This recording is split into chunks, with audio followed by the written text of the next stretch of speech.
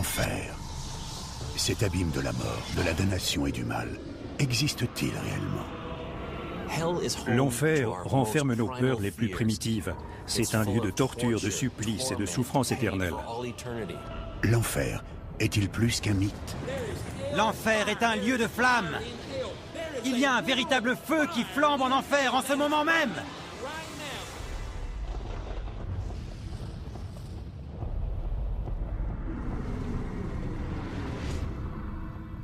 Pour certains, l'enfer est non seulement réel, mais il se trouve sur Terre.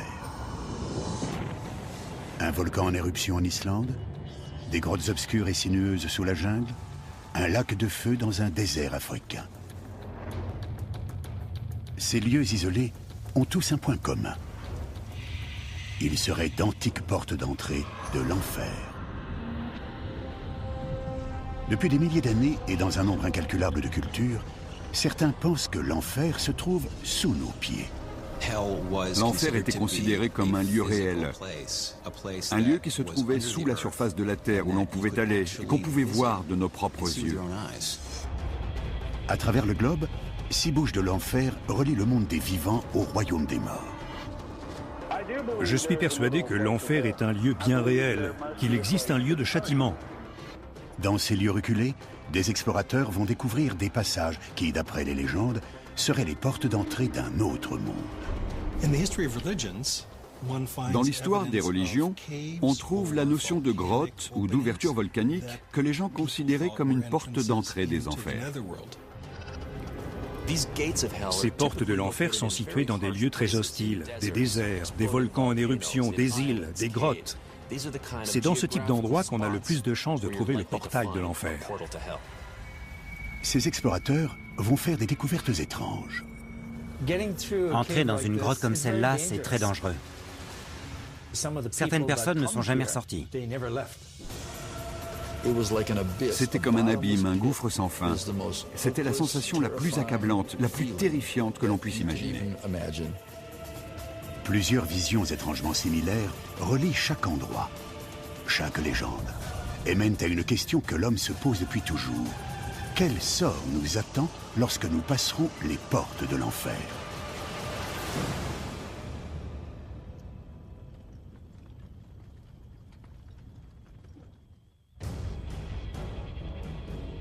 Au cœur du Nicaragua, à seulement 19 km de la capitale, Managua, se trouve un gigantesque gouffre. Un volcan du nom de Masaya. Mais pendant des siècles, il a été connu sous un nom plus inquiétant. Boca del Infierno, la bouche de l'enfer. La taille de ce volcan dépasse presque l'entendement. C'est un gouffre gigantesque, une fissure dans la terre, et on peut simplement imaginer où mène ce trou immense. Depuis des milliers d'années, le Masaya dégage une fumée lancinante, marquant son territoire sur des kilomètres à la ronde. On dirait que ce volcan est en vie.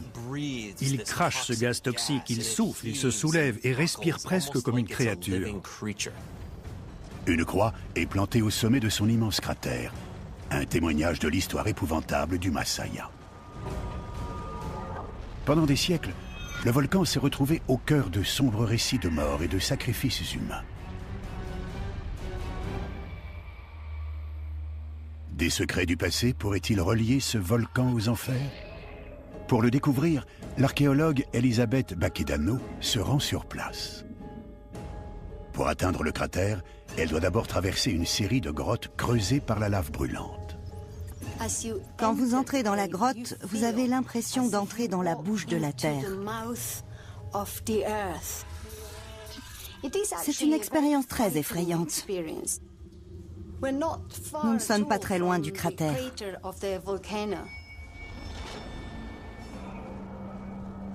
Émergeant des tubes de lave, Elisabeth Baquedano atteint la bouche du Masaya.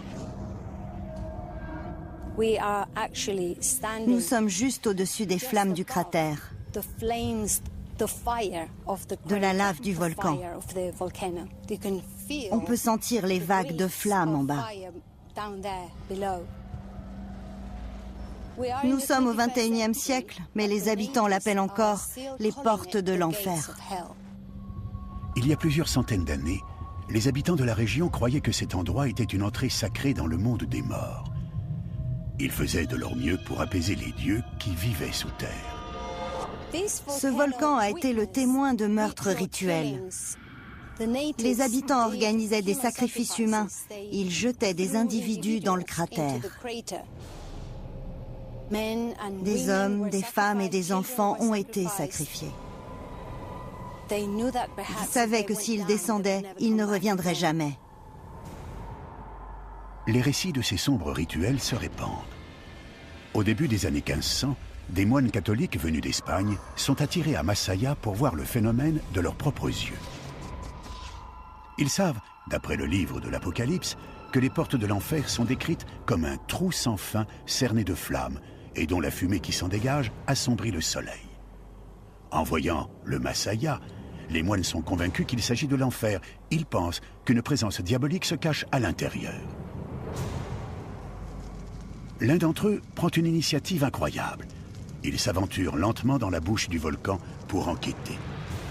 Sa seule protection, une croix en bois. Descendre à l'intérieur du cratère était une opération très risquée. On ne peut qu'admirer le courage de ces Espagnols. À l'intérieur du cratère, le moine est horrifié par ce qu'il voit. Un gigantesque gouffre en flammes. Pour lui, il ne fait aucun doute qu'il s'agit d'une porte d'entrée de l'enfer et qu'il se trouve à 2 pas du royaume de Satan. Mais pourquoi est-il aussi certain que ce volcan est la bouche de l'enfer? L'explication pourrait se trouver dans la Bible. La Bible dit clairement que l'enfer est préparé pour le diable et ses anges. Quand Lucifer est tombé du paradis, il a entraîné dans sa chute un tiers des anges. Et l'enfer était préparé pour ça. Satan est originaire du paradis. Il était l'un des chefs de l'armée divine, mais il s'est rebellé. Il serait tombé du paradis comme une étoile. D'après les chrétiens du Moyen-Âge, quand Satan et son armée se sont rebellés contre Dieu, ils ont été jetés du paradis dans un abîme colossal sous la terre.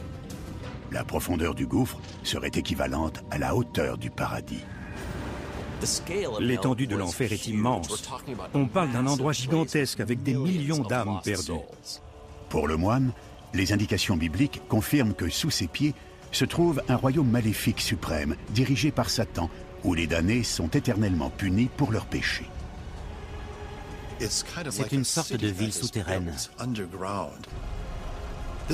ville abominable. Une ville de châtiment. Terrifiés à l'idée de se trouver au-dessus de la bouche de l'enfer, les moines érigent une croix au sommet du cratère. Le caractère maléfique de ce lieu était tellement évident que l'Église a ressenti le besoin d'exposer ses revendications en plaçant une croix à cet endroit. 500 ans plus tard, la croix est toujours là, un vestige de l'histoire diabolique de ce lieu.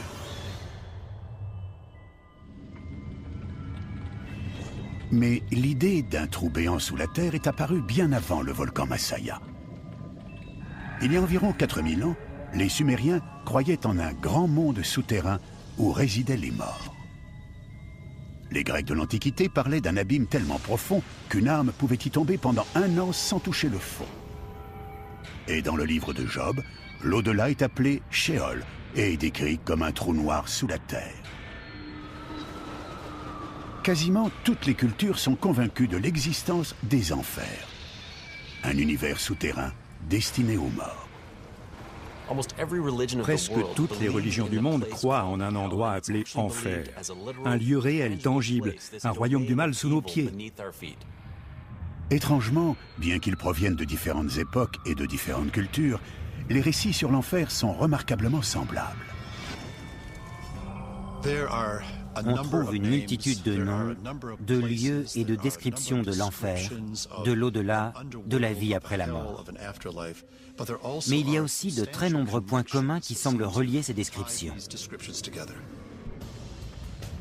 L'enfer, l'Hadès, le Sheol, peu importe le nom, tous ces endroits présentent d'étranges ressemblances dans l'histoire. Comme à Masaya, de nombreuses visions de l'enfer décrivent une porte qui relie la surface de la Terre au monde souterrain. Les portes sont une caractéristique très importante de l'autre monde, notamment la porte d'entrée de la bouche de l'enfer. Elle est très souvent évoquée dans la littérature, c'est un thème récurrent. Les portes symbolisent la notion de passage vers un autre royaume. Ces interprétations de l'enfer pourraient-elles avoir un lien? Est-il possible que des religions séparées par des milliers d'années et des milliers de kilomètres décrivent le même endroit? Les réponses pourraient se trouver dans des lieux comme Masaya et dans d'autres bouches de l'enfer à travers le monde que nos ancêtres considéraient comme des portes d'entrée du royaume des morts. Une grotte cachée au Belize, un volcan en Islande, des passages sous-marins en Grèce, une mystérieuse basilique en Irlande, un lac de feu en Afrique. Chaque porte d'entrée pourrait ouvrir une nouvelle fenêtre sur un autre univers souterrain. Mais qu'y a-t-il derrière ces portes, à l'intérieur même de l'enfer? Un homme croit le savoir. Vous serez totalement réveillé, parfaitement conscient, et vous souffrirez le martyre pour toujours. L'enfer. Ce royaume du mal existe-t-il réellement? À travers le temps et les cultures, 6 lieux isolés sur Terre ont été perçus comme des portes d'entrée des ténèbres. Des volcans en éruption, des cavernes, des gouffres béants. Tous seraient des passages partant de la surface de la Terre pour arriver à un royaume souterrain minutieusement organisé. L'une des caractéristiques évidentes de la mort, c'est que l'état de vivant à l'état de mort est un passage. C'est le grand passage dans la vie d'un homme. Et souvent, on en entend parler de façon littérale. Les mythes sur l'enfer impliquent généralement une sorte de descente dans les profondeurs de la terre. On passe de vivant à mort, du bien au mal. Donc, il y a ces lieux de transition, ces grottes, ces volcans, ces portes d'entrée qui agissent comme un portail entre les deux mondes. Dans de nombreux cas, le lien entre ces deux mondes commence par une vision. À travers l'histoire, plusieurs croyants ont affirmé avoir vu l'enfer. Aujourd'hui, un homme est certain d'avoir côtoyé de très près l'abîme éternel. Il y a un paradis, il y a un enfer. Et c'est une erreur de dire « Dieu est bon, nous irons tous au paradis ». Souvent on croit que tout le monde sera sauvé, tout le monde sera pardonné. Eh bien c'est faux. En 1968, Mickey Robinson, alors âgé de 19 ans, va flirter avec la mort. Il est à l'époque un parachutiste expérimenté avec plus d'une centaine de sauts à son actif. Mais il ne se doute pas que ce saut sera différent. Je n'imaginais pas que ma vie allait changer pour toujours, qu'elle ne serait plus jamais comme avant. Quelques minutes après le début d'un vol de routine, un problème survient. L'unique moteur de l'avion tombe en panne et, très vite, l'avion s'écrase.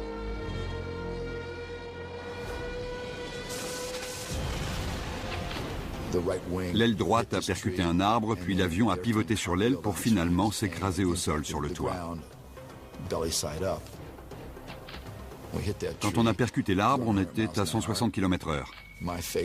Ma tête a heurté le tableau de bord et j'ai perdu connaissance. J'étais recouvert d'essence et je brûlais de la tête aux pieds. Atrocement brûlé, Mickey Robinson est tiré des décombres et conduit d'urgence à l'hôpital. Il est entre la vie et la mort.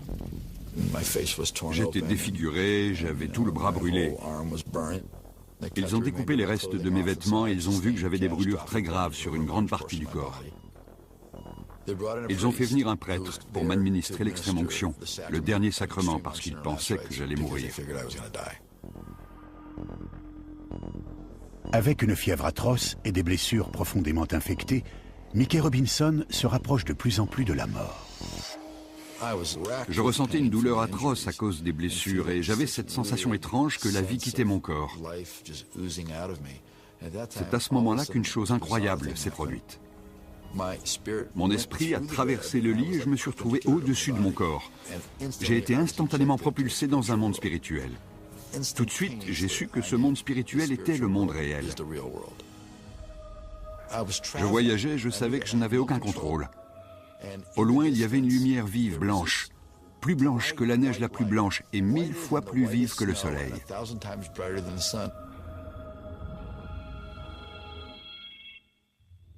Mais avant de pouvoir atteindre la lumière, Mickey Robinson commence à sentir une présence plus sombre. J'ai senti quelque chose à ma droite et dès que j'ai regardé, j'ai vu cette noirceur. C'était encore plus noir que le noir le plus noir. J'insiste lourdement parce que je n'avais jamais vu une noirceur pareille. Et je pouvais ressentir sa nature. C'était l'éternité, le vide total. C'était comme un abîme, un gouffre sans fin. J'ai compris tout de suite que si une personne ou un esprit allait là-dedans, elle serait séparée et coupée de tout pour l'éternité. C'était la sensation la plus terrible, la plus accablante, la plus terrifiante que l'on puisse imaginer. Le trou béant de l'enfer s'agrandit. Il est sur le point de l'avaler tout entier. J'ai ressenti la mort. Quand j'étais dans l'obscurité, j'ai ressenti ce que ça faisait d'être éternellement condamné, incarcéré. Et ce n'était pas négociable. Il n'y avait pas de retour possible. Mais au dernier moment, il obtient une seconde chance. Il est renvoyé dans son corps. Quand il reprend conscience, il est convaincu d'avoir vu et d'avoir échappé de justesse à la bouche de l'enfer. L'enfer existe. Ce n'est pas seulement un lieu, c'est une réalité. C'est tellement réel que ça vous submerge. C'est permanent, définitif. Ça ne s'explique pas. Robinson n'est pas le seul. Pendant des siècles, ceux qui ont cru en un enfer réel ont rapporté des visions étrangement similaires du monde des ténèbres. Les images de l'enfer prolifèrent dans les archives historiques. Le fait que quelqu'un puisse avoir une vision aujourd'hui n'est pas surprenant. Aussi loin que remonte l'humanité, il y a toujours eu des récits de visions ou d'expériences de mort imminente dans lesquels les gens croient avoir vu l'enfer. C'est un cauchemar terrible rempli de douleur et de souffrance. Au 7e siècle, un moine espagnol prétend que des démons l'ont conduit vers un lac de feu et qu'il s'est échappé en faisant le signe de croix. Au 12e siècle, on raconte qu'un guerrier irlandais est abattu et revient à la vie. Entre les deux, le guerrier dit avoir vécu les souffrances de l'enfer. Et en 1930, une religieuse polonaise du nom de Faustine affirme qu'un ange l'a conduite en enfer et lui a montré 7 supplices réservés aux damnés. Tous ces récits rapportent des visions similaires de l'enfer, bien avant le témoignage effrayant de Mickey Robinson. Transformé par sa propre expérience, il a passé ses 40 dernières années à raconter son histoire et à prêcher dans tout le pays. Bien qu'il pense avoir été sauvé de l'enfer, il est certain que ce royaume de la souffrance et du mal reste une menace pour nous tous. Je pense qu'il y a un problème avec les gens qui ne veulent pas parler de la réalité de l'enfer. Je n'ai absolument aucun doute de l'existence d'une puissance spirituelle des ténèbres, du diable, des anges déchus et des démons en guerre contre tout le monde. Je sais que l'enfer est un lieu réel.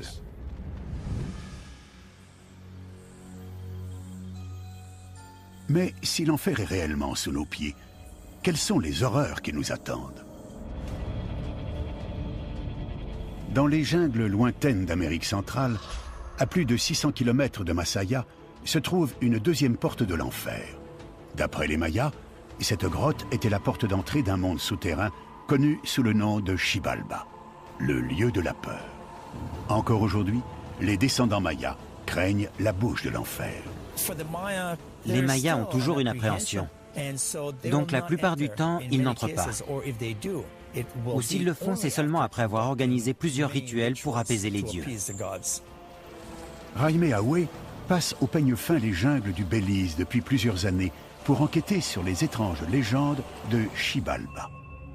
Comme pour Masaya, d'anciens récits sur Xibalba révèlent de sombres rituels de sacrifices humains. Et la Bible maya, le Popol Vuh, parle de terribles dangers. Des salles conçues pour les âmes qui osent s'aventurer dans Xibalba.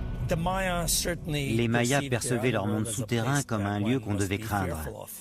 Il y a la salle des jaguars, la salle des chauves-souris tueuses et aussi la salle du feu. Ces légendes pourraient-elles être vraies? Quel sort nous attend réellement sur le chemin de Xibalba? Pour Jaime Ahue, la seule façon de le découvrir est de s'y rendre. Le monde souterrain maya n'était pas une sorte de lieu abstrait. Non, ce monde des ténèbres faisait partie de leur vie quotidienne. Il était littéralement sous leurs pieds.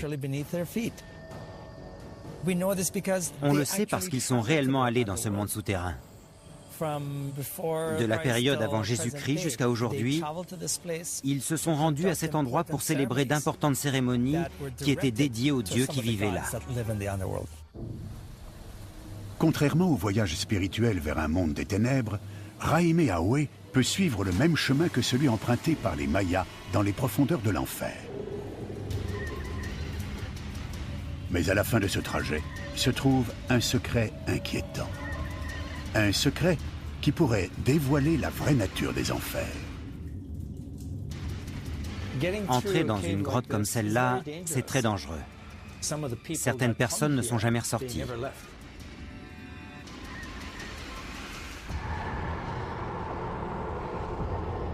L'une des croyances les plus anciennes est que l'enfer existe et qu'il est caché dans les profondeurs de la Terre.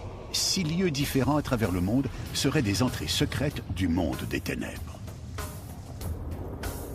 Mais pouvons-nous réellement entrer par ces portes et descendre physiquement en enfer? À 25 km du village le plus proche, les archéologues ont découvert au Belize une grotte conduisant directement au royaume du mal. Un lieu que les Mayas appellent Xibalba.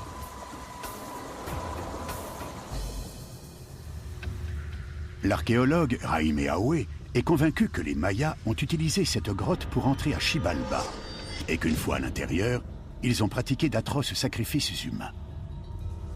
Des restes humains pourraient-ils confirmer que cette grotte est la porte d'entrée de l'enfer maya? Alors que Jaime Ahue s'aventure dans la grotte, il doit rapidement traverser des eaux profondes et éviter de dangereuses embûches. Quand on traverse cette grotte, il y a des endroits où l'on peut se blesser, où l'on peut tomber et se faire mal. Alors qu'il descend plus profondément, la route qu'il croise confirme les récits et les légendes mayas à propos de Xibalba. Dans la mythologie maya, on sait que quand quelqu'un traverse le monde de l'au-delà, il doit passer par différentes salles. Et chaque salle est associée à un danger. Les Mayas croyaient que le passage à travers Xibalba était rempli d'épreuves conçues pour tester et terrifier les âmes qui se frayaient un chemin vers l'enfer. Après la mort, on devait traverser le monde des ténèbres en subissant une série d'épreuves conçues par les dieux maléfiques qui vivaient là. L'une de ces épreuves était la salle des lames, un passage étroit où des lames tranchantes sortaient du sol et du plafond. Quand vous regardez certains de ces stalactites, ils ressemblent vraiment à des lames. On comprend facilement comment cette idéologie a pu être entretenue.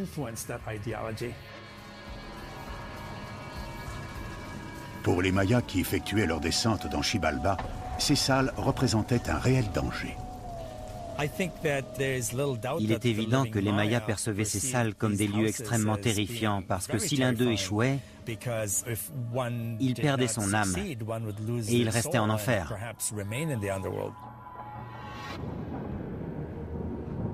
Les Mayas n'étaient pas les seuls à imaginer un tel passage vers le monde des ténèbres. Une idée centrale est associée aux portes de l'enfer. Aller dans le royaume du mal implique un dangereux voyage. Un passage terrifiant à travers un redoutable labyrinthe souterrain. Dans certains textes anciens, on retrouve l'idée d'une série de passages, d'étapes qu'il faut traverser et parfois d'épreuves qu'il faut déjouer pour aller vers l'autre monde. Payer le nocher, traverser les fleuves. Aller en enfer n'est pas quelque chose qu'on entreprend à la légère. N'importe quel héros qui veut essayer d'y aller doit avoir une très bonne raison, parce que c'est l'endroit le plus effrayant qui puisse exister, avec des obstacles extrêmement difficiles et d'immenses dangers.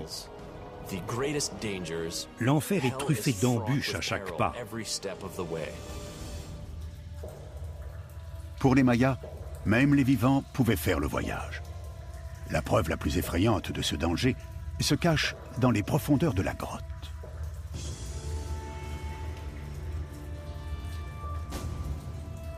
Dans les recoins les plus éloignés de Xibalba, Jaime Awe a découvert une série de restes humains ensevelis. Pour lui, cela confirme les légendes les plus troublantes de Xibalba. Nous avons trouvé les restes du squelette d'une jeune femme. On estime qu'elle avait approximativement entre 15 et 20 ans. C'est incroyable quand on réfléchit à la façon dont elle est arrivée ici. Parce qu'elle a très certainement été amenée à cet endroit pour y être sacrifiée. Pour s'attirer les bonnes grâces des dieux de leur monde souterrain, les Mayas amenaient des victimes humaines dans les profondeurs de ces grottes. Pour ces victimes, la route vers Xibalba était un aller simple. Évidemment, pour certaines personnes, comme celle qu'on trouve ici, c'était un voyage mortel, leur dernier voyage.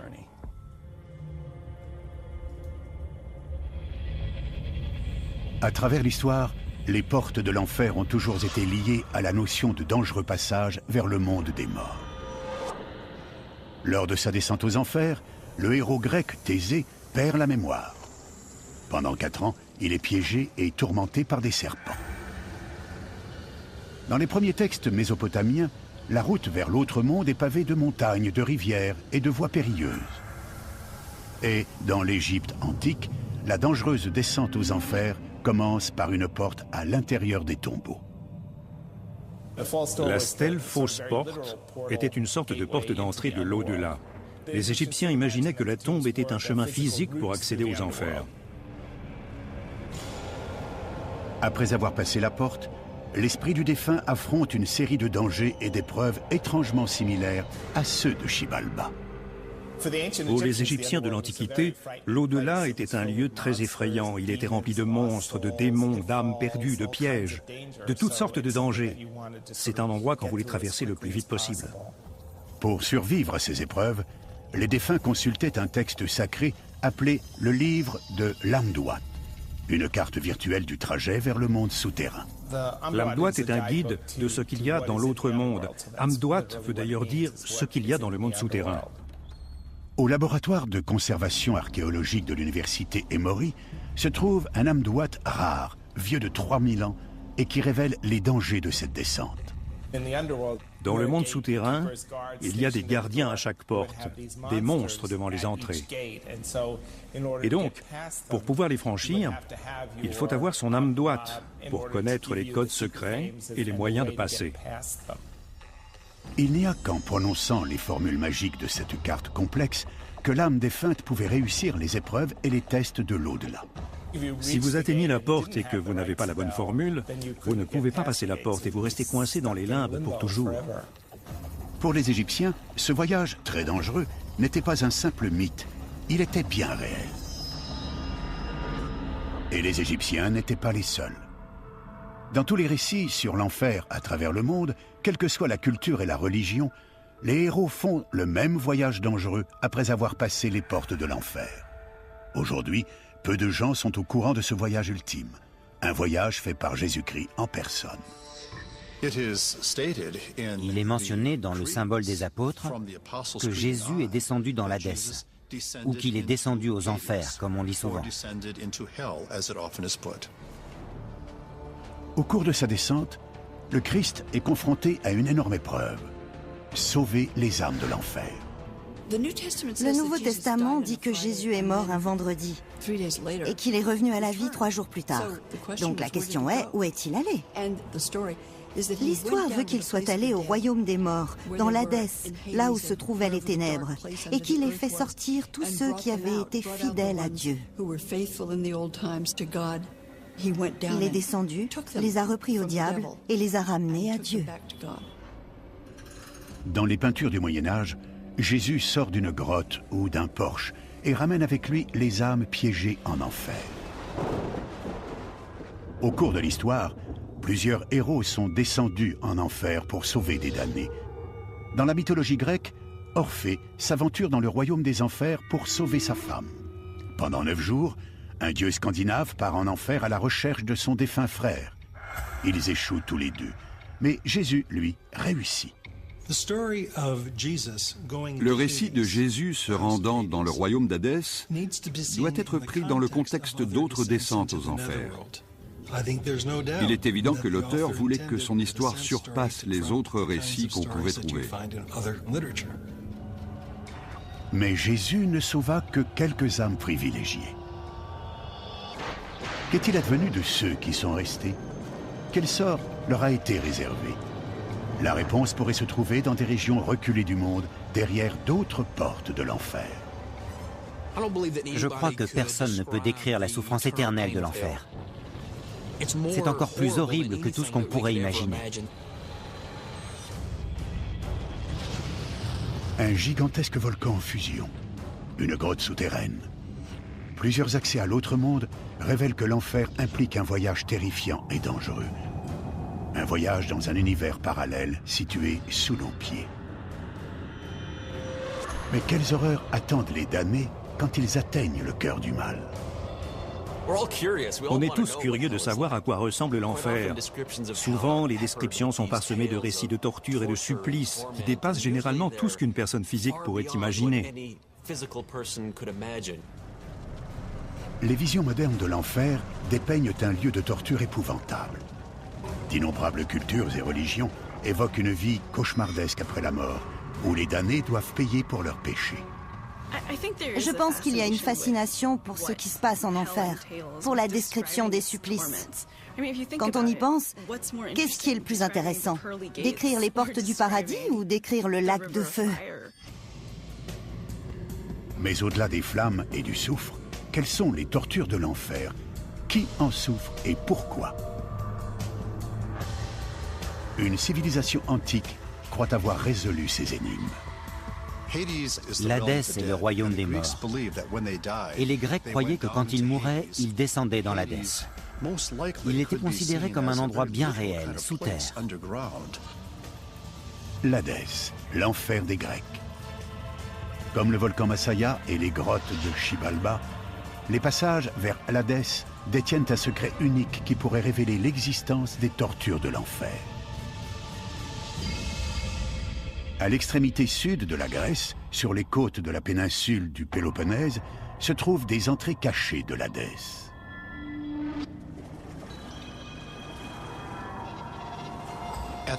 À la pointe sud de la Grèce, où on a l'impression d'être au bout du monde, il y a des grottes et des passages que les Grecs considéraient comme des portes d'entrée de l'Hadès. Marvin Meyer s'est rendu à l'extrémité du Péloponnèse pour enquêter sur les légendes de l'Hadès. Quelque part dans cette côte rocheuse éloignée, Hercule lui-même a découvert une grotte conduisant au royaume des morts. Dans une série de grottes immergées, Marvin Meyer se rappelle d'anciens mythes sur l'Hadès, des mythes qui parlent de vastes rivières souterraines menant au royaume des défunts. Ces rivières pourraient détenir la clé du mystère des tortures de l'enfer. Nous sommes maintenant sur une rivière souterraine. Et nous nous dirigeons on ne sait où à travers les couloirs. Je pourrais presque croire que le monde des morts est à quelques pas d'ici. C'est comme si on passait les portes de l'enfer, les portes de l'Hadès.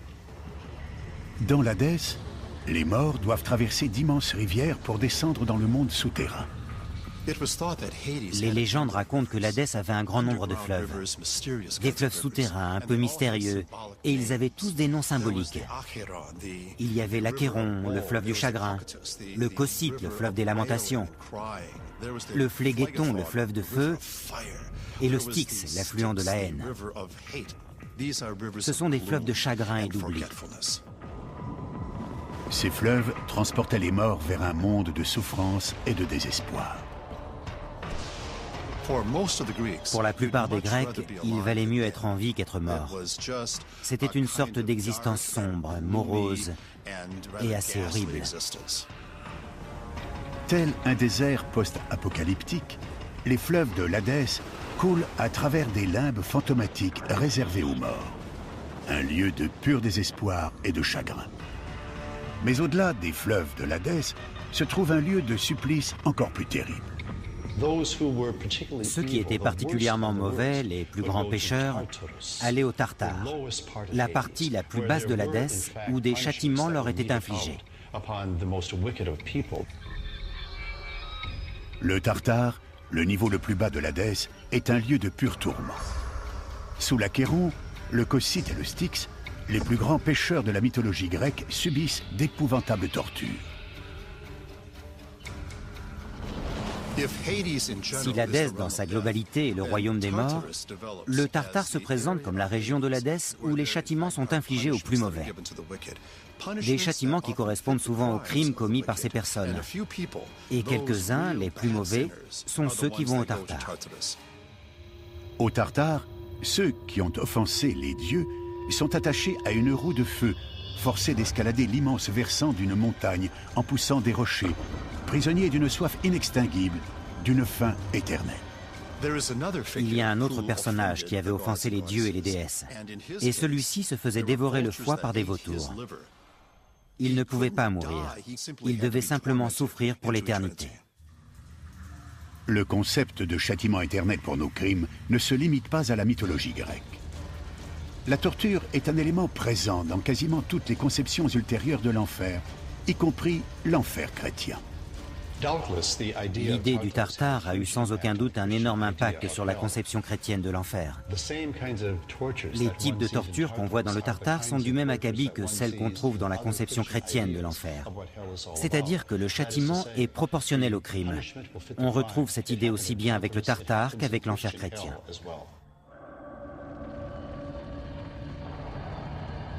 Dans de nombreuses religions, l'enfer est un lieu de jugement moral et de châtiment violent.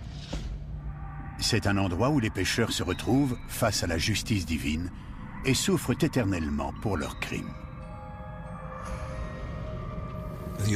Ceux qui ont obéi seront finalement récompensés, même s'ils ont pu souffrir au cours de leur vie. Et les mauvais seront punis. Je pense qu'en tant qu'individu, on a vraiment besoin d'avoir cette notion d'échelle de la justice. Les bons sont récompensés, les méchants sont punis.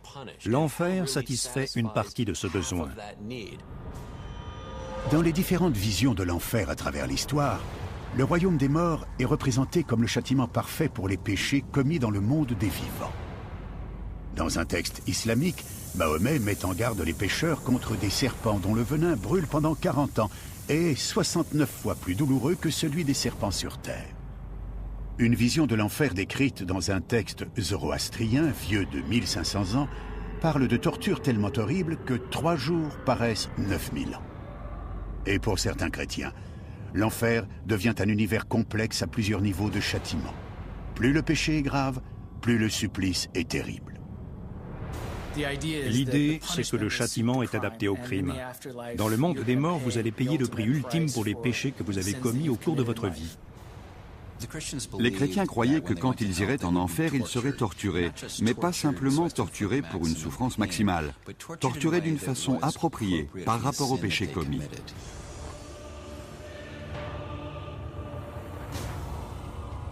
Même aujourd'hui, l'enfer chrétien évoque des images frappantes de tortures atroces, parfaitement élaborées, pour punir les péchés des damnés. Mais mystérieusement, telle qu'elle existe aujourd'hui, la Bible ne dit pratiquement rien concernant la nature de ces supplices.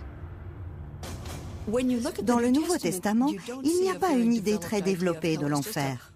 On parle simplement de lieux de souffrance et de flammes où sont envoyés les pécheurs. La façon dont l'enfer chrétien est devenu un lieu de châtiment élaboré est un mystère. La vérité remonte à d'anciens textes chrétiens exclus de la Bible. Ce qu'on a appelé les apocryphes n'ont pas été ajoutés au Nouveau Testament. Mais pour les historiens, ils sont tout aussi importants, parce qu'ils nous donnent une idée des croyances dans les premiers siècles. De nombreux évangiles chrétiens étaient considérés comme des hérésies. Ils ont été exclus de la Bible et perdus pendant plusieurs siècles. L'un des textes retrouvés, écrit seulement 100 ans après la mort du Christ, décrit l'enfer avec des détails effroyables. Dans l'Apocalypse de Pierre, Pierre a une vision de ce qui se produira après la mort. Il a en quelque sorte un aperçu des supplices horribles réservés aux pécheurs. Dans la vision de Pierre, les pécheurs sont grillés dans les flammes, frappés par la foudre et déchiquetés par des animaux sauvages. Ce texte a posé les fondements de la vision chrétienne actuelle de l'enfer. Dans l'Apocalypse de Pierre, ce qui se passe en enfer ne peut être décrit que comme de la torture. Les pécheurs souffriront et ils souffriront à juste titre. Cet écrit avait pour but de vous dissuader de pécher. Au cours des premiers siècles du christianisme, alors que la nouvelle religion se répand dans le monde, de plus en plus de descriptions épouvantables de l'enfer font leur apparition. On peut dire que dans les textes suivants, les tortures de l'enfer deviennent encore plus sadiques et sanglantes. De nombreuses personnes se sont converties à la foi chrétienne par peur de la damnation. Ceux qui appellent ça pornographie chrétienne ne sont peut-être pas très loin de la réalité. Depuis ces anciens écrits chrétiens, des millions de personnes croient que les supplices de l'enfer sont réels, que les pécheurs seront punis à juste titre après leur mort. Même aujourd'hui, les gens croient toujours aux tortures de l'enfer et, pour certains, on peut même en avoir la preuve. Je suis persuadé que l'enfer est un lieu bien réel. Un lieu de châtiment, de lamentation et de gémissement. Il y a forcément un lieu de punition.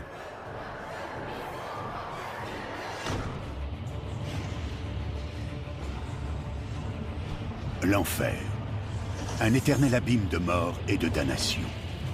Depuis des millénaires et dans de nombreuses cultures, certains croient qu'il existe sur Terre un accès à l'autre monde. Un réseau de passage à l'intérieur de la planète qui conduit aux portes de l'enfer.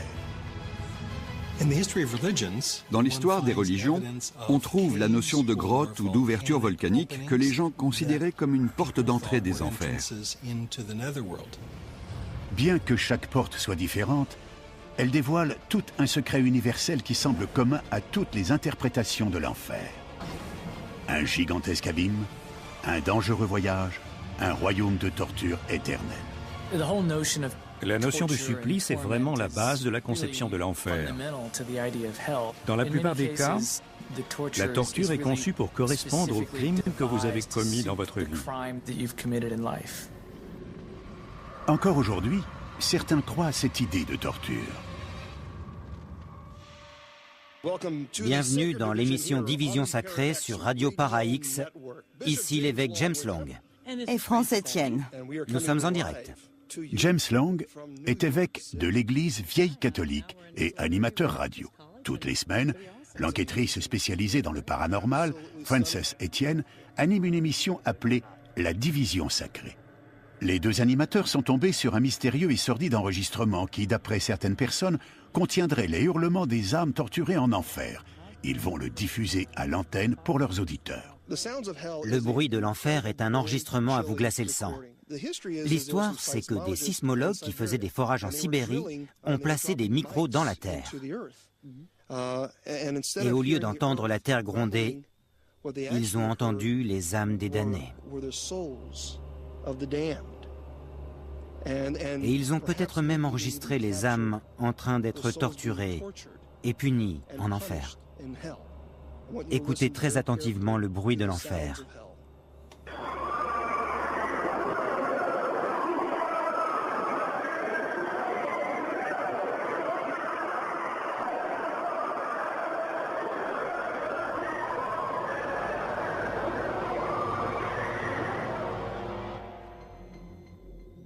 Certains ont dénoncé cet enregistrement comme un canular et d'autres l'ont vu comme une preuve des supplices de l'enfer.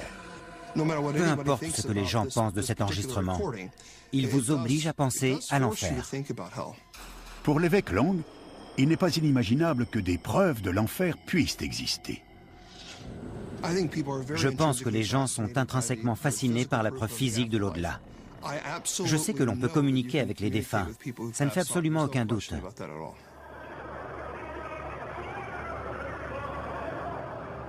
Voilà, vous avez entendu l'enregistrement et maintenant nous aimerions savoir ce que vous en pensez. Est-ce que vous pensez que l'enfer est un lieu réel et tangible, fait de feu et de soufre? Appelez-nous maintenant et dites-nous ce que vous en pensez. Ici France et l'évêque Long, vous êtes en direct pour la division sacrée. Je suis persuadé que l'enfer est un lieu bien réel. Je fais entièrement confiance aux Saintes Écritures quand elles disent qu'il y a un lieu de châtiment, de lamentation et de gémissement. Je crois que s'il y a un lieu de récompense, il y a forcément un lieu de punition. Je crois que oui. Je crois qu'il y a un endroit quelque part. Et c'est probablement un lieu de souffrance incomparable.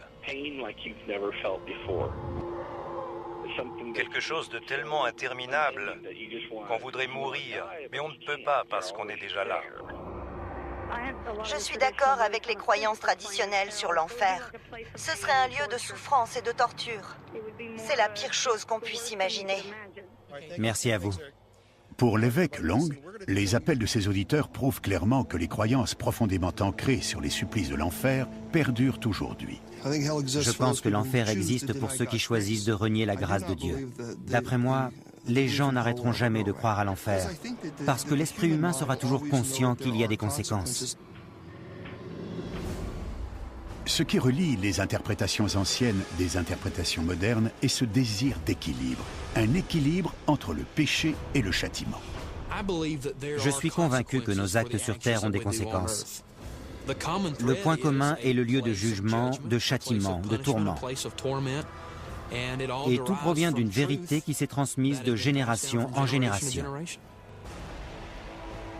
L'idée que nous serons jugés et punis pour nos actes sur terre remonte à l'époque des civilisations les plus anciennes.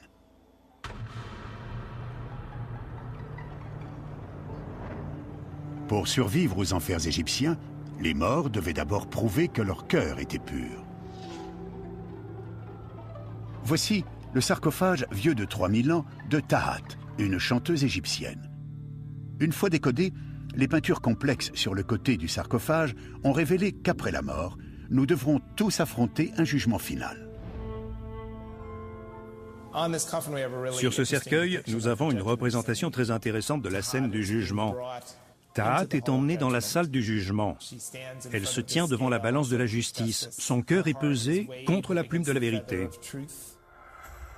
Comme pour tous les Égyptiens voyageant à travers le terrible monde de l'au-delà, si le poids des péchés dans le cœur de Tahat est plus lourd que le poids de la plume, elle devra subir un supplice irrévocable, être dévorée vivante. Si votre cœur est littéralement lourd de péché, vous ne réussissez pas le test, et ce monstre à la tête de crocodile et au corps de lion dévore votre âme et vous anéantit.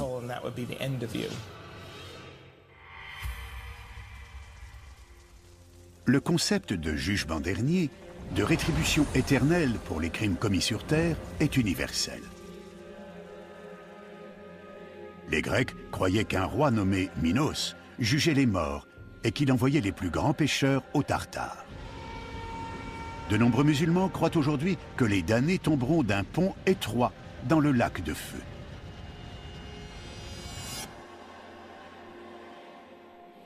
Mais ce sont les chrétiens qui ont décrit cet équilibre entre le péché et le châtiment avec des détails atroces.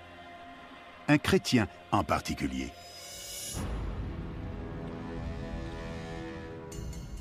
Quand il s'agit de l'enfer, un nom ressort tout de suite, Dante. C'est impossible de ne pas souligner l'importance de son travail sur notre compréhension de l'enfer et de la vie après la mort. L'épopée de Dante sur l'enfer, intitulée Inferno, offre une vision épouvantable des tortures qui nous attendent. Les tortures qu'on trouve dans l'enfer de Dante dépassent tout ce qu'on peut imaginer en termes d'horreur qui puisse être infligé à un homme. Les damnés sont ébouillantés, brûlés, poignardés, transpercés, écartelés. Tout ce qu'on pourrait imaginer, et pire. Pour Dante, l'enfer n'est pas seulement un lieu de torture, c'est un royaume de justice éternelle, un lieu où la balance est enfin équilibrée. Vers l'an 1300, à l'époque où il commence à écrire l'enfer, Dante est un homme politique coincé au milieu d'une bataille violente pour le contrôle de Florence. Il est exilé de sa ville natale et menacé d'être brûlé sur le bûcher s'il revient. Il est évident que Dante était une personne amère, vu ce qui lui était arrivé. La grande portée de son poème est qu'il cherchait à faire payer ses ennemis politiques, et le seul moyen qu'il a trouvé, c'est de les imaginer brûler en enfer pour l'éternité. Dante construit son Inferno comme une parfaite salle de torture réservée aux pécheurs. Dante crée son enfer et ses châtiments, de sorte qu'il y ait une grande symétrie entre le péché et le châtiment qui est subi. Il poursuit avec acharnement ce désir de justice et d'équilibre. L'enfer de Dante consiste en 9 cercles. Plus le niveau est bas, plus le péché est grave et plus le châtiment est violent. Au sommet du cône, on trouve la majorité des morts. Et plus on descend dans l'entonnoir, plus les châtiments s'accentuent, jusqu'à arriver au summum de la cruauté. Dans les cercles supérieurs de l'enfer dantesque, les individus sont punis pour des fautes humaines ordinaires. Ceux qui ont commis le péché de luxure sont accablés par un vent incessant. Les gourmands sont pris au piège dans la fange, la pluie et la crasse. Les cercles inférieurs réservent des châtiments plus cruels.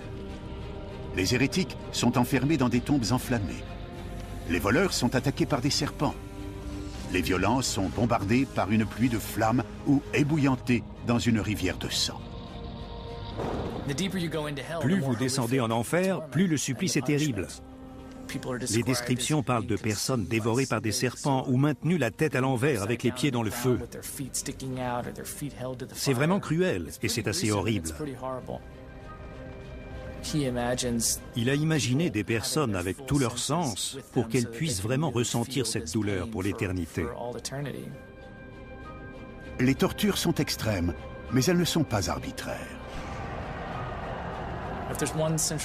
S'il y a un message qu'il essaie de faire passer dans son poème, c'est que les choix que vous faites dans la vie auront des répercussions éternelles dans l'au-delà, et votre châtiment sera adapté aux fautes que vous avez commises.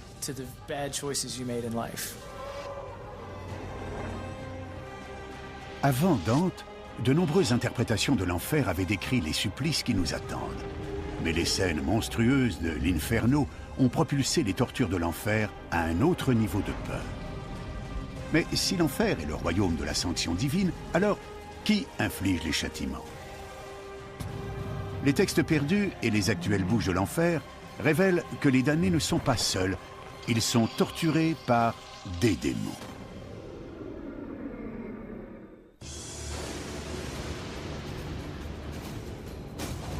Mars 2010. Un volcan en Islande explose, crachant du feu et des cendres dans un rugissement impressionnant.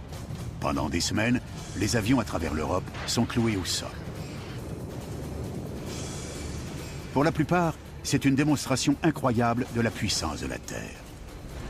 Mais pour quelques personnes qui connaissent l'histoire de l'Islande, cette éruption reflète un événement qui s'est déroulé 900 ans auparavant et qui était perçu comme un cri de l'enfer. Les témoins du Moyen-Âge voyaient cet événement comme une preuve de l'existence d'une porte des enfers et une confirmation des avertissements de la Bible concernant les démons. Depuis les tout premiers écrits chrétiens, l'enfer est habité par une multitude de démons. Un tiers des anges de Dieu sont tombés en enfer et ont formé la population de démons qui vit là-bas. Il y a différents monstres et démons, et ils prennent un malin plaisir à torturer les âmes perdues. Il y a l'idée que c'est un lieu peuplé et bien installé, que l'enfer est occupé par les démons et les âmes depuis très longtemps. Ils y ont construit des villes. Mais les démons ne sont pas simplement des âmes torturées en enfer. Ils ont des pouvoirs mystérieux que n'ont pas les humains damnés. Des indices concernant leurs pouvoirs surnaturels pourraient se trouver au cœur des terres volcaniques d'Islande.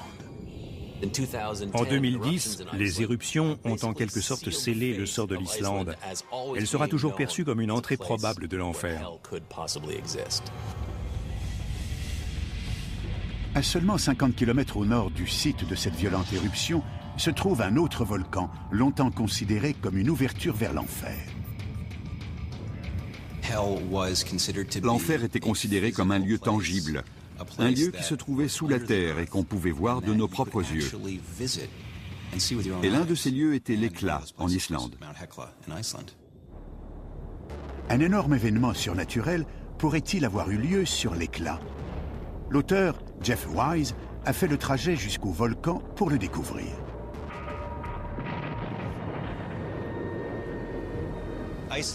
L'Islande est une terre où les conditions géologiques sont extrêmes. Elle se trouve au-dessus d'un panache de magma qui remonte des profondeurs de la Terre. Il y a un danger constant d'éruptions volcaniques. Et en même temps, vous avez de la neige, des glaciers qui se forment et qui creusent le paysage. Donc, en un seul pays, on trouve deux extrêmes, le feu et la glace. La nature ici est tellement extrême que l'imagination essaie de trouver un moyen de la comprendre. Des légendes médiévales racontent qu'il y a 900 ans, une gigantesque éruption de l'Hécla a brisé les barrières de l'enfer.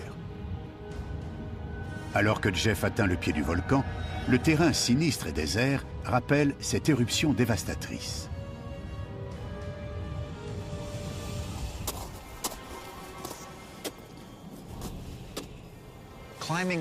Quand on escalade l'Hécla, on ne voit aucune trace de vie aux alentours.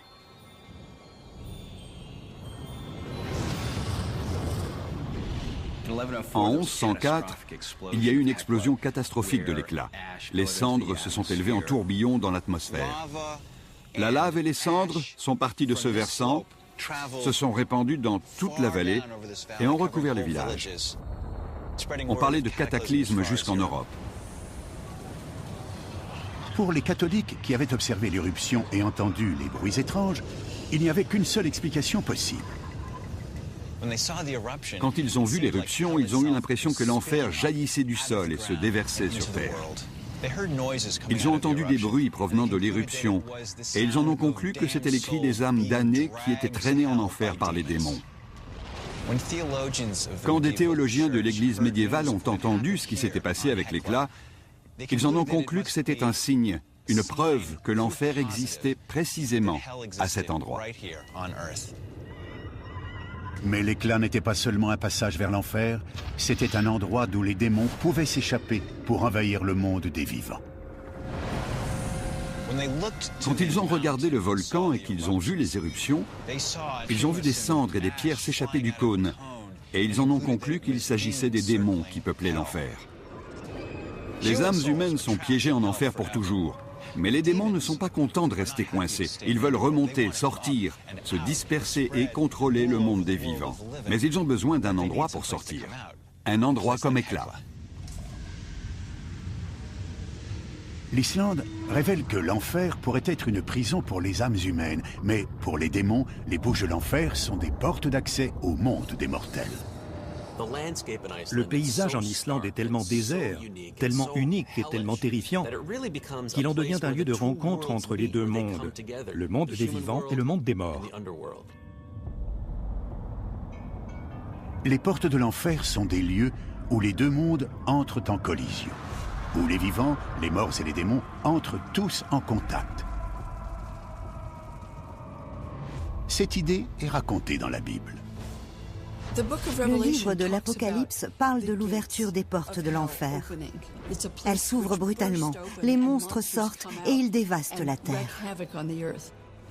L'idée qui est développée est que le monde est en partie dominé par les forces du mal. Quand vous lisez l'Évangile selon Marc, par exemple, le monde est infesté de démons et toutes les souffrances humaines sont causées par ces démons. La croyance selon laquelle le monde des vivants et celui des morts se rencontrent relie l'Islande à l'Antiquité. Il y a plusieurs milliers d'années, les Grecs croyaient que d'étranges rituels leur permettaient de contacter les morts dans l'au-delà. Les Grecs croyaient que dans leur pays, il y avait plusieurs endroits qui étaient des entrées pour le royaume des morts et qu'ils pouvaient aller dans ces lieux à la rencontre des morts pour leur parler à nouveau. Les Grecs sont allés dans un temple appelé Nécromanteion pour contacter les esprits des défunts. C'est un site grec très ancien et très significatif. On a l'impression ici d'être en présence de la mort, Peut-être qu'il y a effectivement une sorte d'accès au royaume des morts. Dans cette salle souterraine, les Grecs pensaient que de l'autre côté du mur se trouvait l'Hadès, l'au-delà.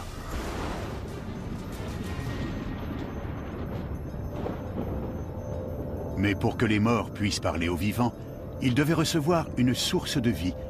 Et il n'y avait qu'un seul moyen de le faire, un sacrifice sanglant. Pour rencontrer les morts, il fallait donner du sang. Les morts ont besoin de sang. Quand on voit cette espèce de fantôme toucher le sang, goûter le sang, avaler le sang qui représente la vie, c'est ce qu'on imagine. On pense aux vampires et à ces esprits qui ont besoin de sang pour communiquer et entrer en contact avec les vivants. Le Nécromanteion en Grèce, l'éclat en Islande. Ces deux lieux suggèrent que les habitants du monde de l'au-delà ne sont pas toujours enfermés sous terre. Un événement aussi grand qu'une éruption volcanique ou aussi petit qu'un sacrifice sanglant peut ouvrir les portes de l'enfer. Même le diable en personne peut s'échapper et rien ne pourrait mieux le confirmer qu'une série d'événements mystérieux qui se sont déroulés ici aux États-Unis. Au XVIIe siècle, aux États-Unis, aux abords des premières colonies, le Nouveau Monde est confronté à un ennemi terrifiant. Les colons, qui sont seulement 250 000, ont à peine exploré le Nouveau Monde. Et dans les profondeurs de ce territoire sauvage, ils se retrouvent nez à nez avec les démons. Dans les tout premiers textes que nous avons, ces démons jouent un rôle très important dans les descriptions de l'enfer. Ils sont les agents du diable. Ils essaient de capturer les âmes et de les amener en enfer. Les colons pensent partager cette étendue sauvage avec le diable en personne. Cette idée que l'enfer était un lieu bien réel, que les démons pouvaient s'en échapper, que le diable et ses troupes pouvaient sortir et posséder les humains, faisait partie de leur imagination religieuse. En 1692, le célèbre pasteur puritain Cotton Mather avertit le peuple que cette vaste étendue est le territoire de Satan et de son armée. Et à Salem, dans le Massachusetts, les habitants croient que les démons ont transformé la région en un portail de l'enfer. Vous imaginez ce que ça devait être au XVIIe siècle de se retrouver tout au bout d'un immense continent sauvage. Pour les habitants de Salem, les forêts environnantes étaient synonymes de mystère. Ils croyaient que Satan habitait dans ces forêts et que ses subalternes y rôdaient.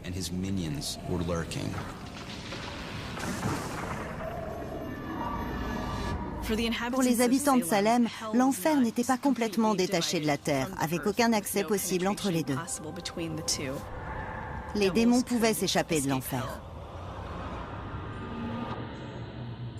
Janvier 1692. La fille du pasteur Samuel Parris est prise de convulsions et de hurlements. Alors que l'étrange maladie se répand rapidement dans le village, les habitants de Salem pensent que des forces démoniaques s'en prennent à eux. Sous la pression d'un interrogatoire intense, l'adolescente Abigail Hobbs avoue avoir signé un pacte avec le diable. Quand on lui demande où, elle répond « dans les bois ». Les sorcières de Salem étaient accusées d'être allées à la rencontre de Satan dans la forêt, d'avoir signé un pacte avec lui dans lequel elles lui donnaient leur âme et lui juraient fidélité. Comme le diable est un être surnaturel et puissant, si vous passez un accord avec lui, il peut faire des choses remarquables pour vous. L'idée d'un pacte avec le diable, c'est d'obtenir des pouvoirs. Vous voulez quelque chose qu'il peut vous offrir et vous lui donnez autre chose en échange. Avec Satan, le prix, c'est votre âme. D'après eux, c'est dans les bois que les démons occupent la terre et menacent les âmes des vivants. Les colons ont certainement dû se dire que le diable était bien réel, qu'il pouvait posséder les gens et dévaster la planète. Les habitants de Salem sont tellement convaincus de l'existence de Satan et des démons qu'ils croient que leur village tout entier est envahi par le prince des ténèbres en personne. En un an, 150 hommes et femmes sont accusés de sorcellerie. 19 seront brûlés. Pour les premiers colons, l'enfer n'était pas seulement sous leurs pieds, il les entourait. Leur peur du diable, tapis dans l'ombre, était tellement réelle qu'elle a changé le cours de l'histoire des États-Unis. La peur est une émotion primaire tellement puissante qu'elle peut vous dominer, prendre le dessus sur vos pensées rationnelles. Et Salem est l'exemple d'une communauté entière dominée par la peur. Quand les gens parlent de démons, je pense qu'ils parlent de certaines capacités de la nature humaine. Dans le cas de Salem, ça renvoie à cette ancienne croyance selon laquelle les hommes peuvent être possédés par les puissances démoniaques. Aux États-Unis, plus de 300 ans plus tard, cette croyance est toujours d'actualité. Ceux qui croient en l'existence des démons voient leur influence surnaturelle dans les événements de la vie quotidienne. Je ne crois pas que les démons soient enfermés en enfer. On voit énormément de choses dans notre culture. On voit des crimes abominables, des choses qu'on n'aurait jamais imaginées. Et je pense que l'influence des démons y est pour beaucoup. Pour ceux qui y croient, Satan est un être réel qui exerce son pouvoir sur la terre et sur ses habitants. Les textes sacrés nous disent que l'enfer est un lieu tangible et que Satan est un être réel. Pour ceux qui croient qu'il existe un mal réel et palpable dans le monde, que ce mal est la source de toutes les horreurs de l'humanité, l'élément moteur de ce mal est Satan.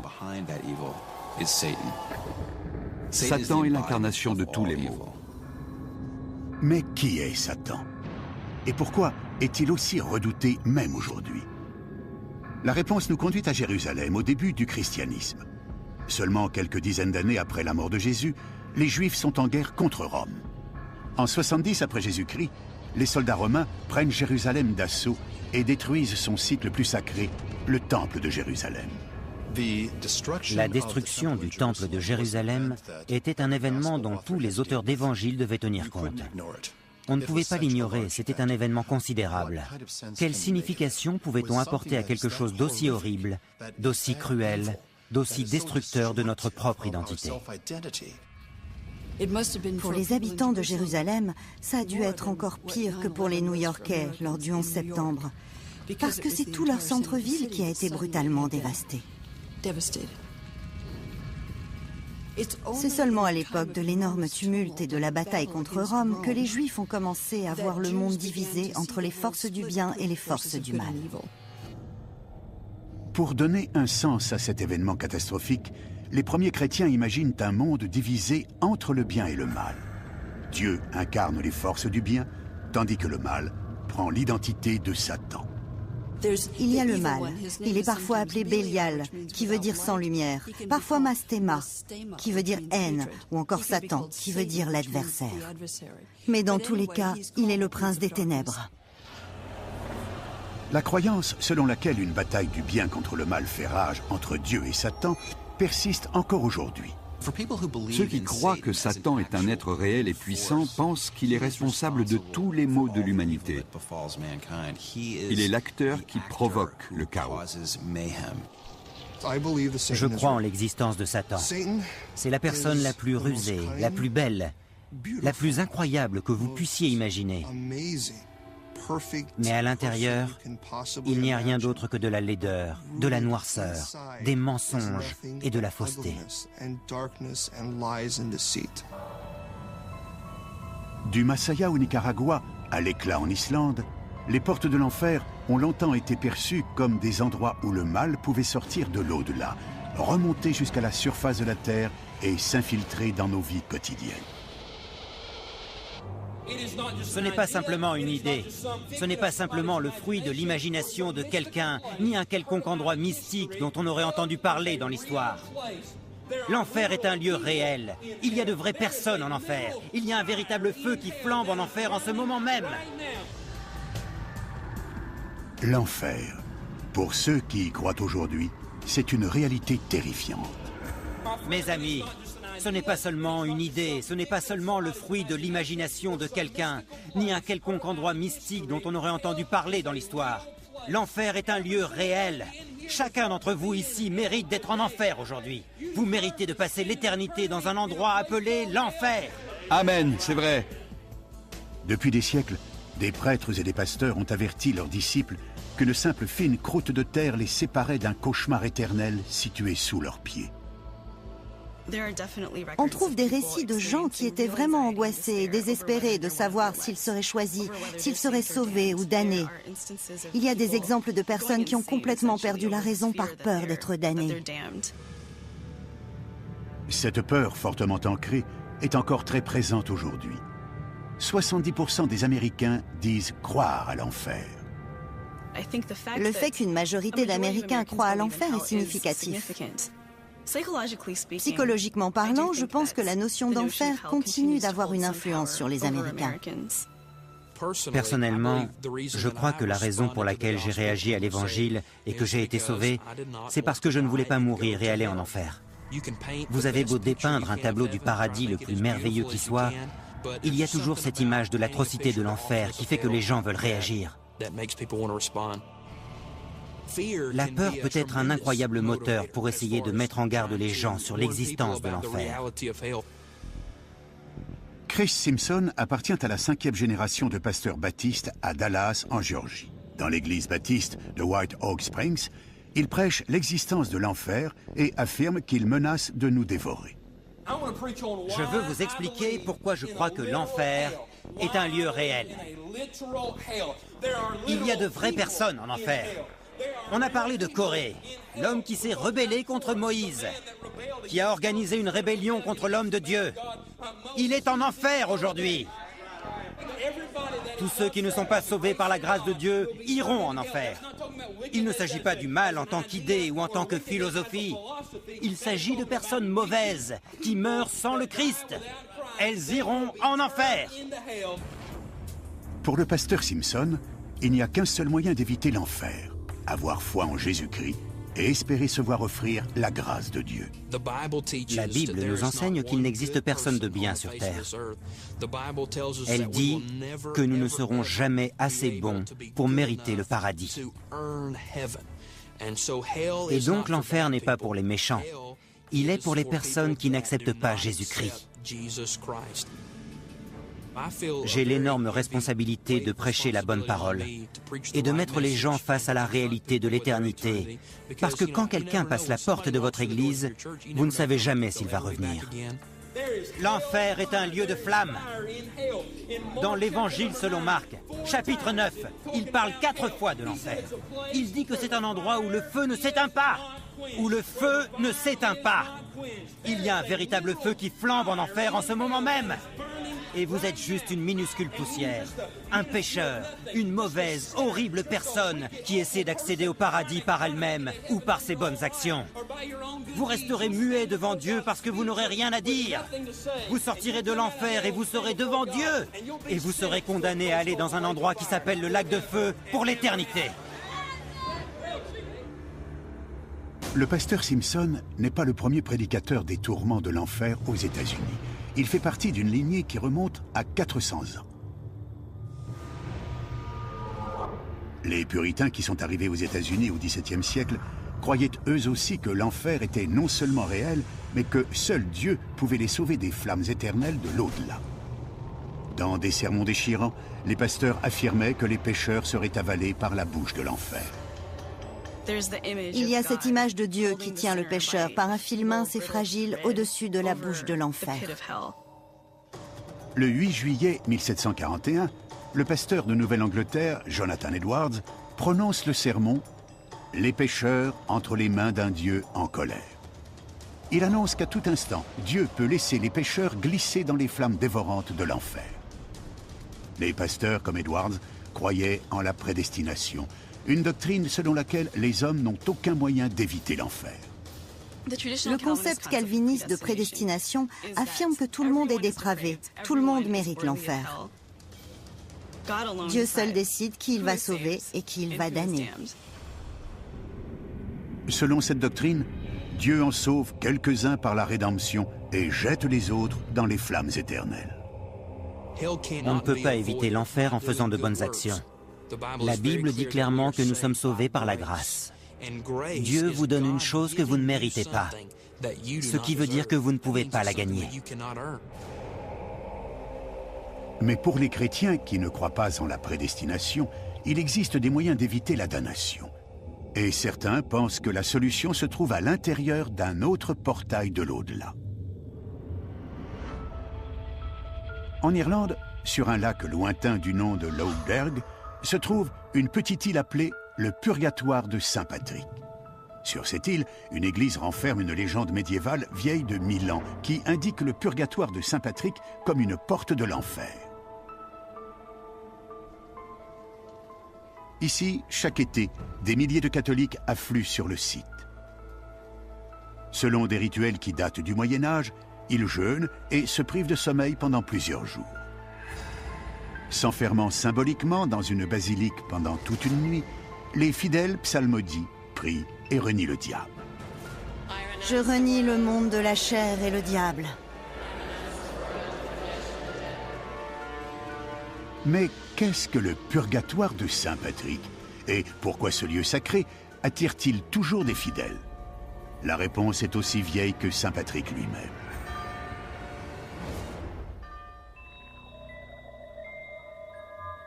Eileen Gardiner s'est rendue à Lough pour enquêter sur cette porte d'entrée de l'enfer. C'était un site très célèbre, très sacré.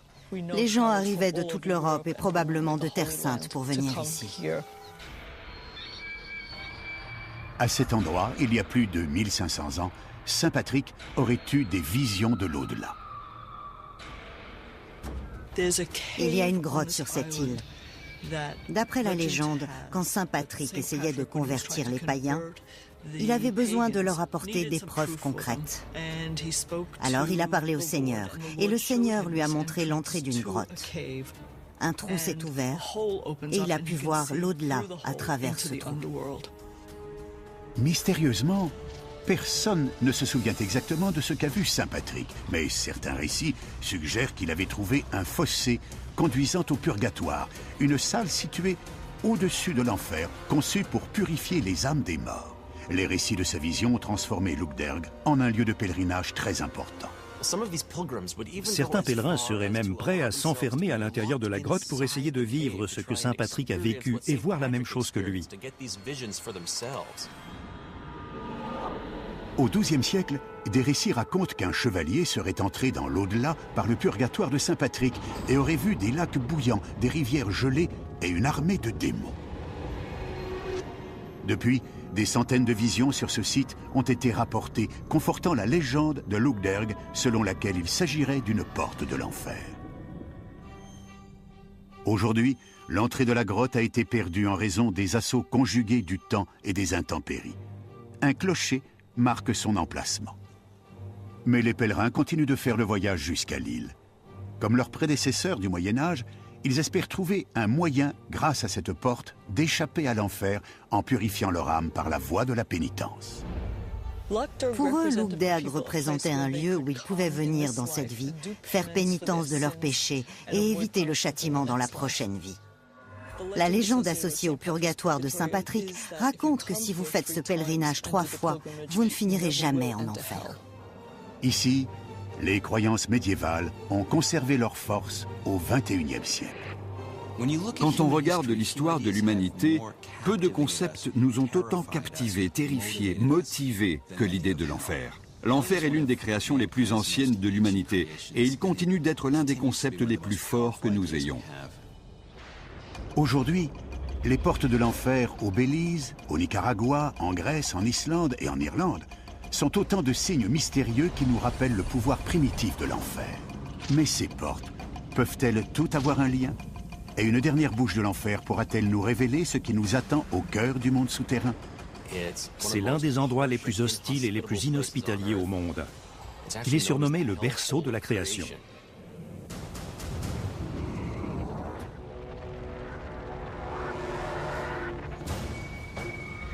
Les portes de l'enfer.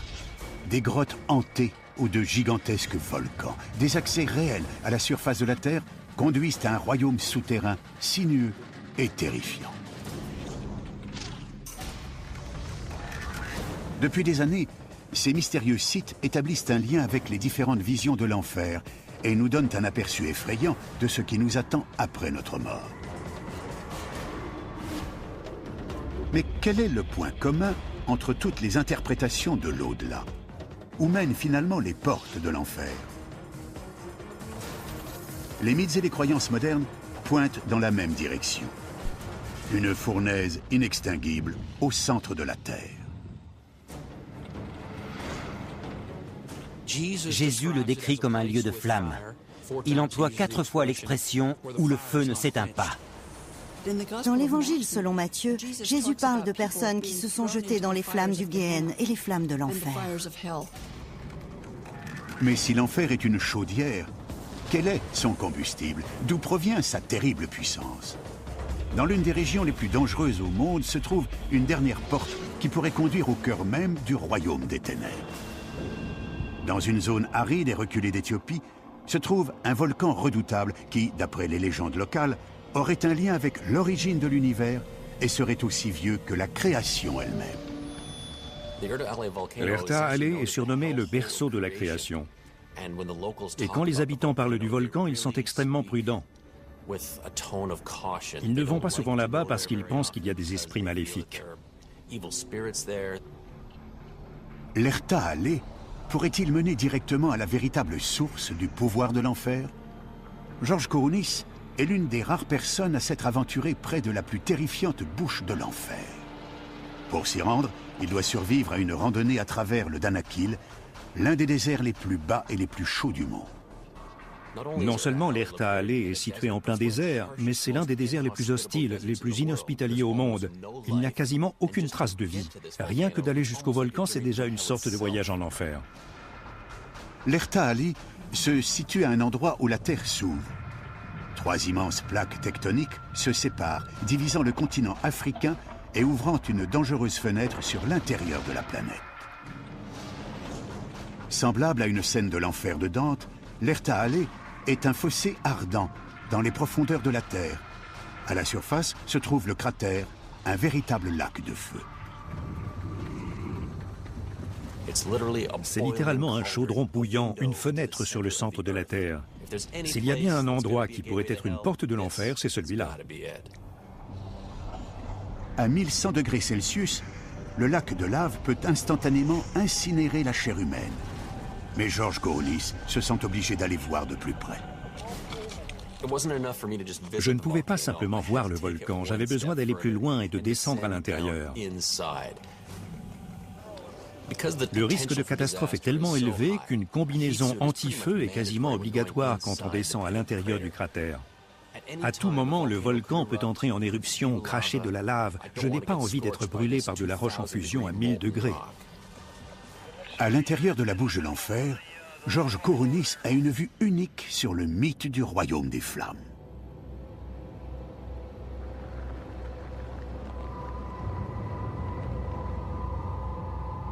Quand vous pensez à l'enfer, vous voyez du feu et du soufre. Et ça devient vraiment une réalité quand vous allez sur un site comme l'Erta Allé, parce que vous avez ce magma qui jaillit du sol. Ce gaz volcanique, le dioxyde de soufre, qui vous brûle les yeux et qui vous pique le nez. C'est réel, c'est tangible. Vous pouvez le voir et vous pouvez le sentir. Depuis la nuit des temps, les hommes croient que des volcans comme l'Erta Allé conduisent à un domaine enflammé des morts, que l'au-delà est un royaume de feu. Ces croyances sont le point commun de toutes les portes de l'enfer.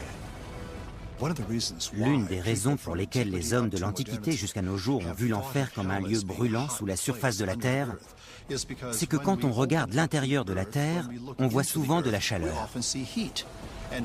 On voit des volcans, des rivières de lave. Alors si l'enfer est là-dessous, ça doit être un endroit plutôt chaud et étouffant. Personne ne peut vraiment savoir ce qui existe à 6500 km sous la surface. C'est l'un de nos plus grands mystères.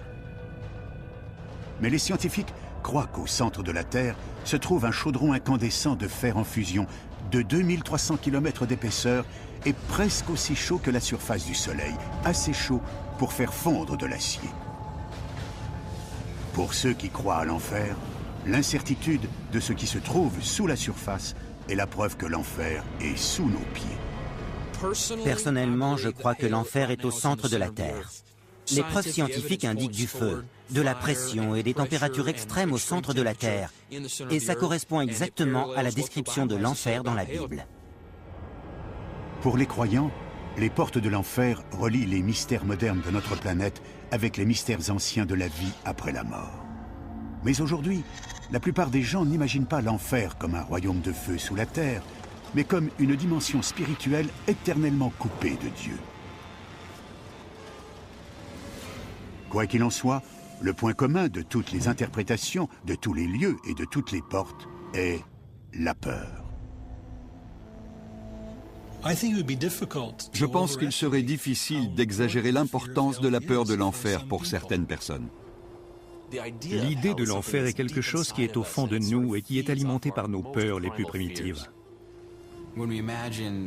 Quand on imagine la vie après la mort, on ne sait pas vraiment ce qui va nous arriver. On pense à toutes les choses potentiellement horribles qui peuvent se passer.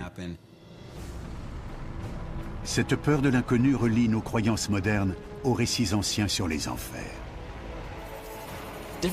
Selon les cultures, les noms sont différents, mais je pense que la ressemblance entre ces endroits, c'est qu'ils mettent en scène nos plus grandes peurs. C'est une question tellement humaine. Qu'est-ce qui se passe quand on meurt? Est-ce que c'est la fin? Est-ce qu'il y a autre chose après?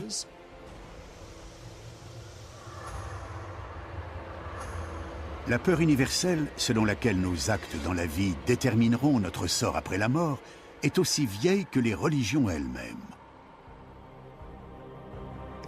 Nous allons tous mourir. Et nous savons tous qu'à la fin, nous serons face à Dieu. Et nous allons être envoyés soit au paradis, soit en enfer. Mais mon message est de ne pas craindre Dieu. Faites le bien, évitez le mal, et vous n'aurez rien à craindre. Au XXIe siècle, l'enfer continue d'être alimenté par la croyance selon laquelle le mal finira par être renversé et banni à jamais. Avec la notion d'enfer, il y a ce désir profond que tout rentre dans l'ordre, que tout se termine comme prévu. Il y a une véritable guerre entre le bien et le mal, et le bien triomphera.